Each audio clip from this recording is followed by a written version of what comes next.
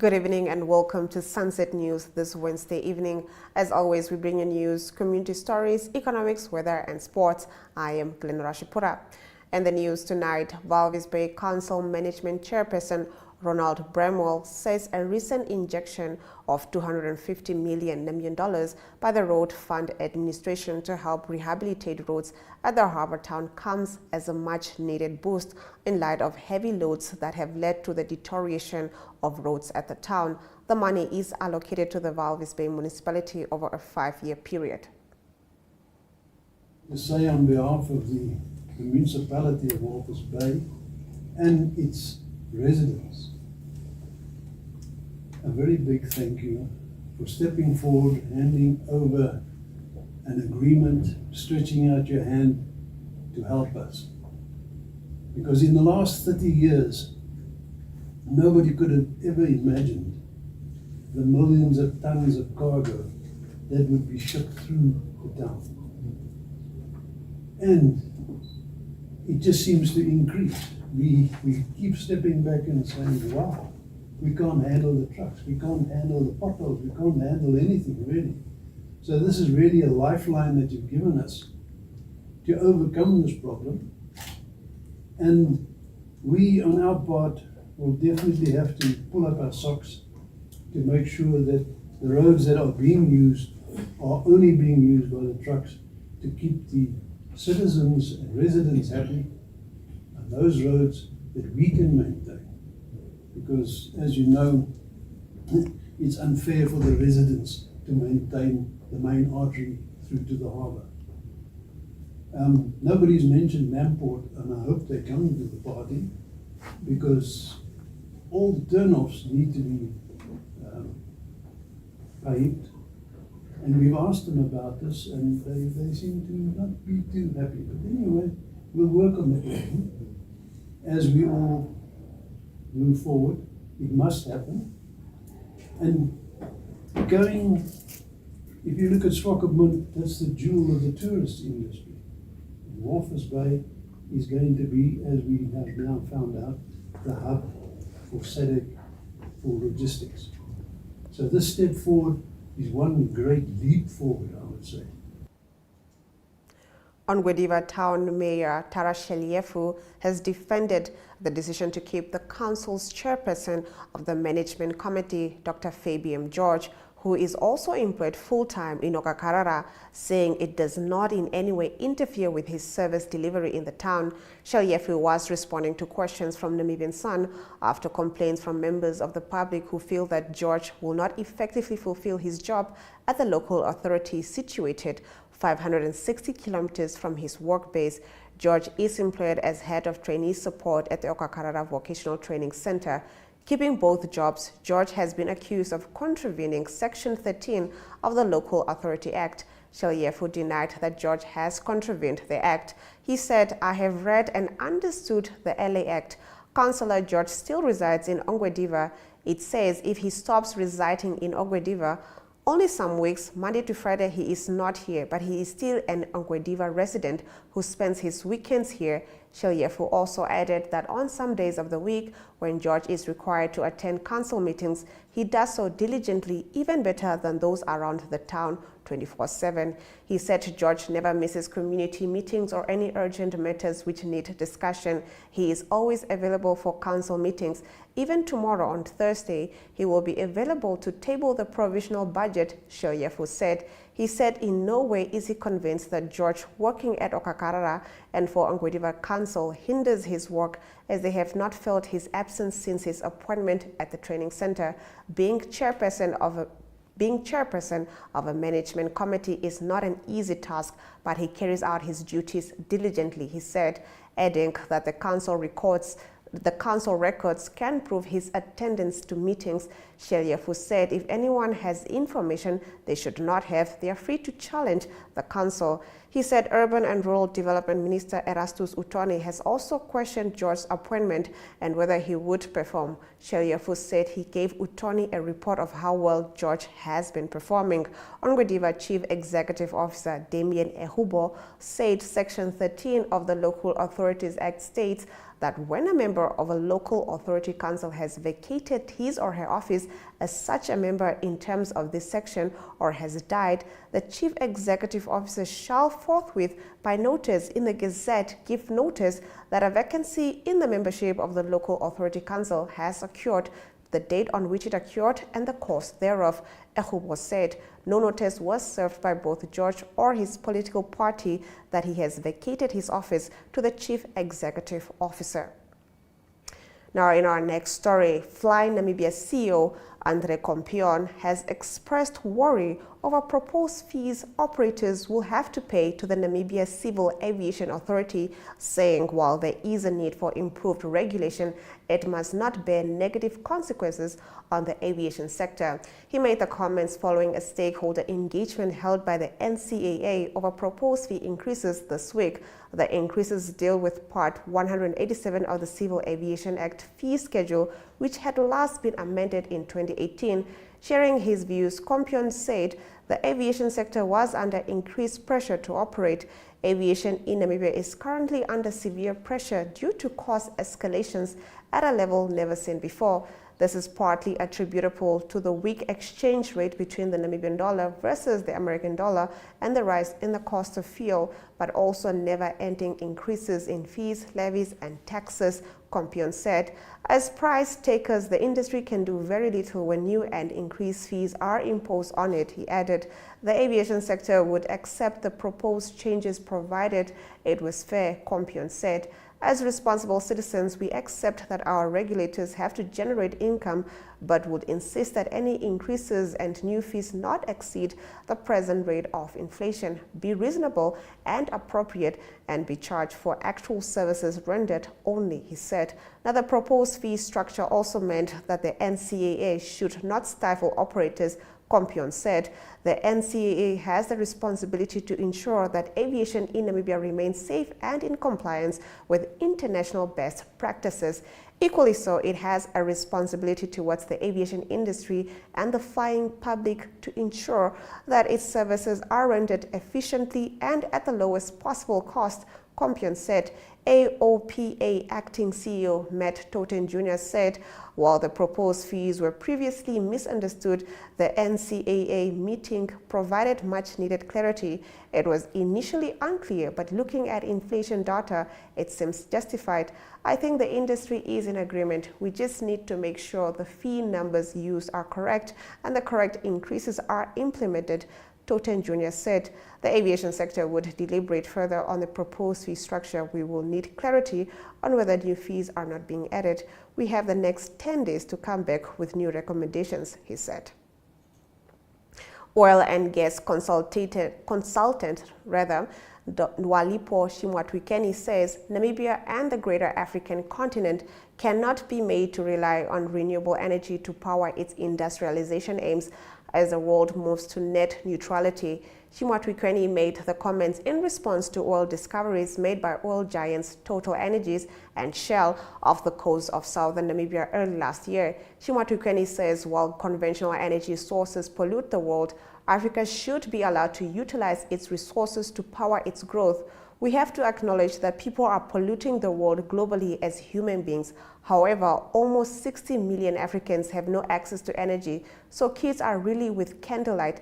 People are still using biomass and we need energy to industrialize, so I don't think it will be fair to say Africa cannot touch its resources, she said. Shimwatwikeni said the developed world prioritized the protection of the environment while Africa was reliant on improving its social metrics as far as adherence to environmental, social, and governance standards were concerned. It's a matter of a balancing act, so we talk about a just energy transition, a balancing act between the three legs of ESG. From a developed or global point of view, there's a strong focus on the environment aspect. From a continental point of view, it's a social aspect. So it's a balancing act, Shimwatwikeni said. Namibia, according to Shimwatwikeni, had provisions in its legislation that afforded the environment protection and was playing its part to care for the environment. In terms of Namibia, it is one of the few countries in the world where the protection of the environment is enshrined in our constitution. So from the get-go, protecting our environment is key. Also, from a regulatory point of view, from companies to come into the country and explore our resources, they have to meet several environmental obligations in the first place. So in that sense, we are environmentally sensitive, she said. While renewable energy was a good initiative, it was not the complete solution. Shimatukeni said, it is a matter of achieving a balance, and realistically, renewable energy as it is very great, it cannot industrialize Africa. It is very important to have realistic conversations, at the same time still taking into account that we have to protect the environment, she said. Getting into our community talk, the chairperson of Valvis Bay School Sports Zone, Agustinium Harup, sheds light on the situation on the ground. We take a look at this story after the break.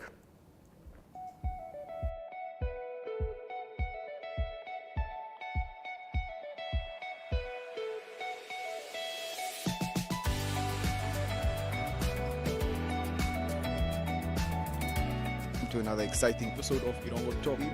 Het is weer en vertel ook vir julle waar die vis julle moontlik gaan byt.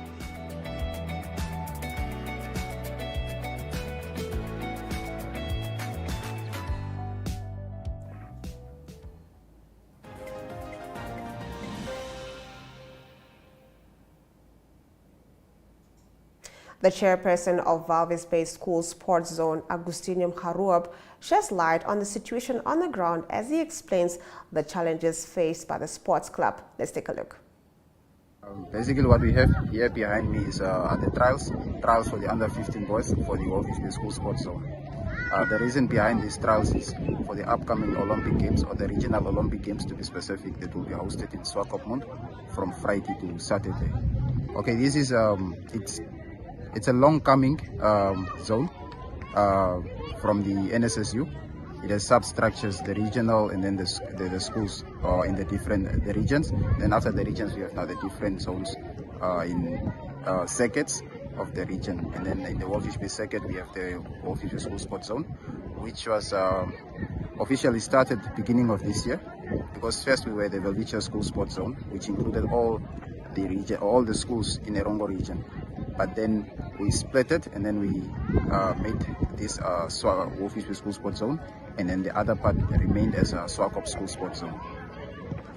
Okay, in regards to different kind of investments or help sponsors from the corporate world, I would not want to call it as a sponsor, but I would like to call it as a partnership.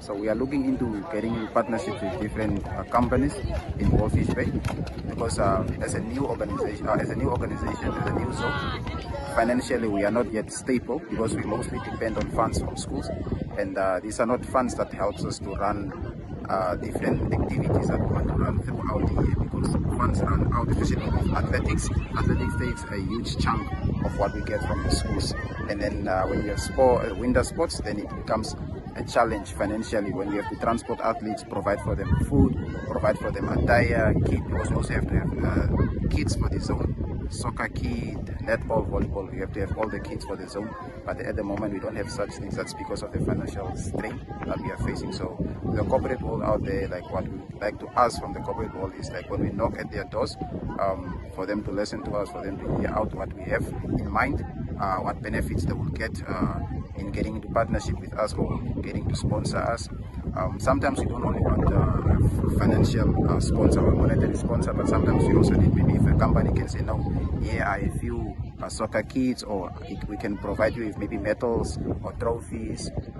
Those are kind of things that we're also looking forward to. Maybe no, here are nets that you can use at the soccer, or here are the soccer balls that you can use. Those are different kinds of equipment that we need, because we don't have sports equipment, especially with athletics. It was a struggle, because we had to go from school to school asking around for equipment, and then some schools don't want to give, some schools want to be paid, and then as a new organization we didn't have enough funds to pay for all these equipment.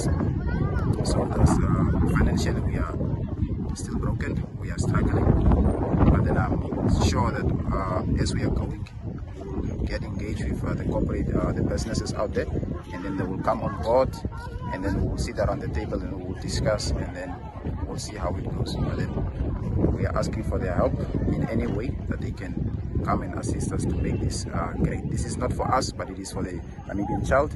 We are trying to help this child, these children, these athletes to be developed And then without money, there is no maximum development that will really happen. But if we have that financial boost, then we know we'll produce athletes that are of good standard, that are of good quality.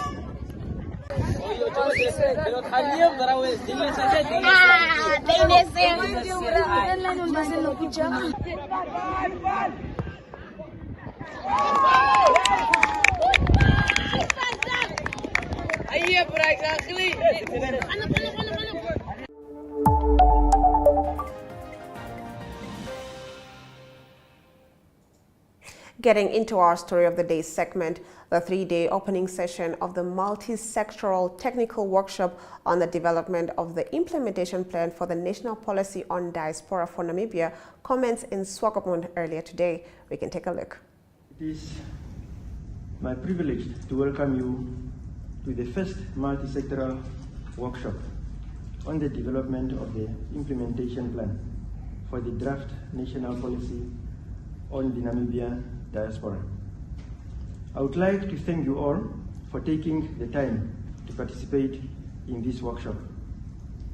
Our sincere gratitude goes to Master Ashraf Elnoor and his able team at the International Organization for Migration for accepting to partner with us on this journey.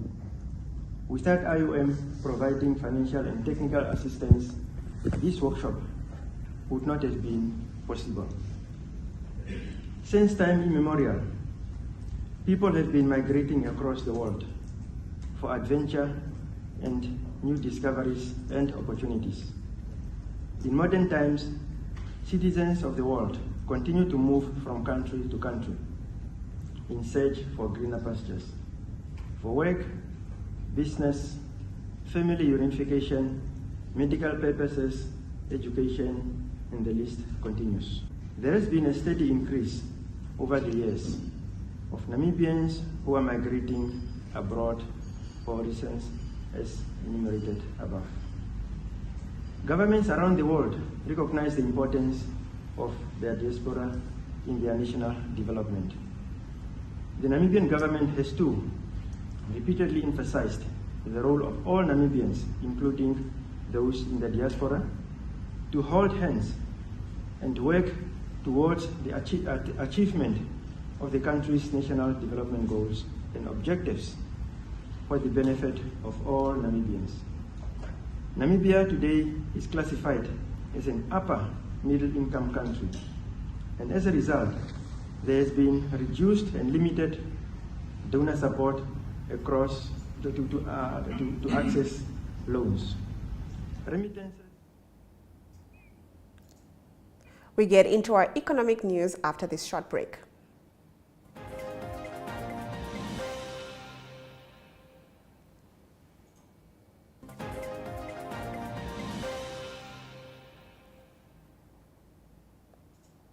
Since March 2023, Bank Windhoek has disbursed $50 million to support the Namibian government's Small Medium Enterprise Economic Recovery Loan Scheme launched in February. Bank Windhoek is extending loans to qualifying SMEs at the prime lending rate of less than 0.5%. The obligation to pay the interest and capital on these loans is deferred for 6 months from the day of signing the agreement. Let's take a look at our financial indicators. The Namibian dollar trades at 18.89 to the US dollar and 20.72 to the euro. It trades at 23.83 to the pound and $2 Namibian and 72 cents by Yuan Chinese yuan.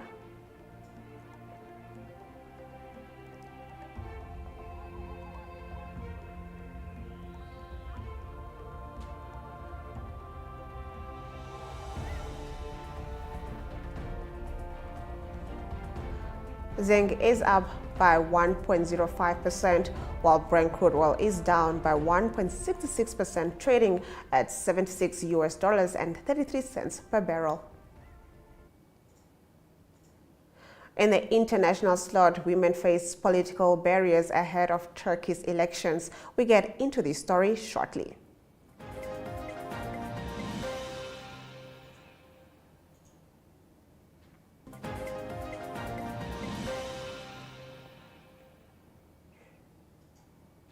A nondescript apartment in Istanbul's business district is the nerve center of a drive to propel more women into Turkish politics, but with some 60 million voters due to cast their ballots in presidential and parliamentary elections on Sunday, the mood at the office of Ben Cesarim, or I Choose, is one of disappointment. The NGO was established 2 years ago to boost female participation in politics, specifically to hand out suitable candidates to stand for parliament and recommend them as viable vote winners to political parties.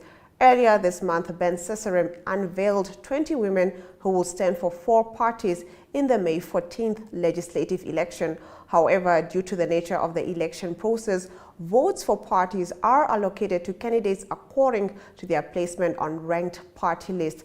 Just 4 stand any real hopes of entering the Turkish Grand National Assembly. It is very disappointing for us, said Nilden Bayazid, president of Ben Cesarim. We get into our weather predictions shortly.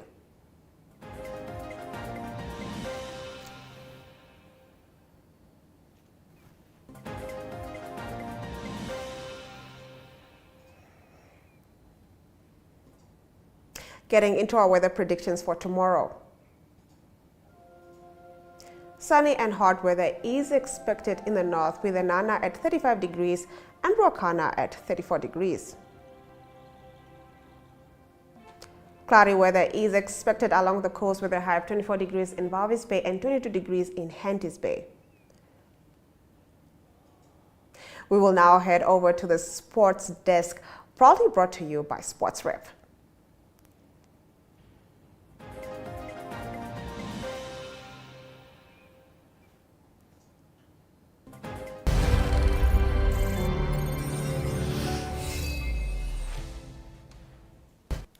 Good evening and welcome to Sunset News, brought to you by Sport Rep. My name is Limba Mupetami. Well, the head coach of Navy Netball Club, Wahena Kansumi, is eager to maintain the club's impressive run in the MTC Netball Premier League when it returns this weekend at the Patrick Iyambo College in Windhoek. Navy are currently on top of the log standings with 12 points after 6 wins from 6 matches. And as things stand, Navy player Anna Kasper is the leading goal shooter. With stats released last week, Kasper has 264 attempts at goal, a score of 241 and a goal average of 91%. Well, of course, also when it comes to cricket, a lot of people think that it's quite easy to organize these type of games. For those who wonder about the effort it takes to host a cricket game, it takes a lot of hard work and effort. With a video you can see right now here, we celebrate the hard work that goes into organizing the game. Also, Black Africa has been relegated from the Debmarine Premiership. Long-serving supporter of BA, Sean Garisep, said that it's very painful to process the fact that the club has been relegated from Top Flight League. Well, of course, that ends today's Sunset News. Please do catch us again tomorrow, same place, same time.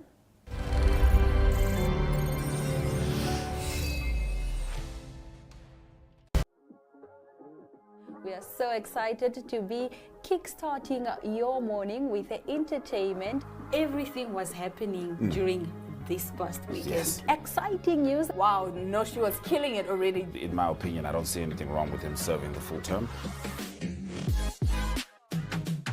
As well as keeping you informed on the issues that you need to know happening in and around our country.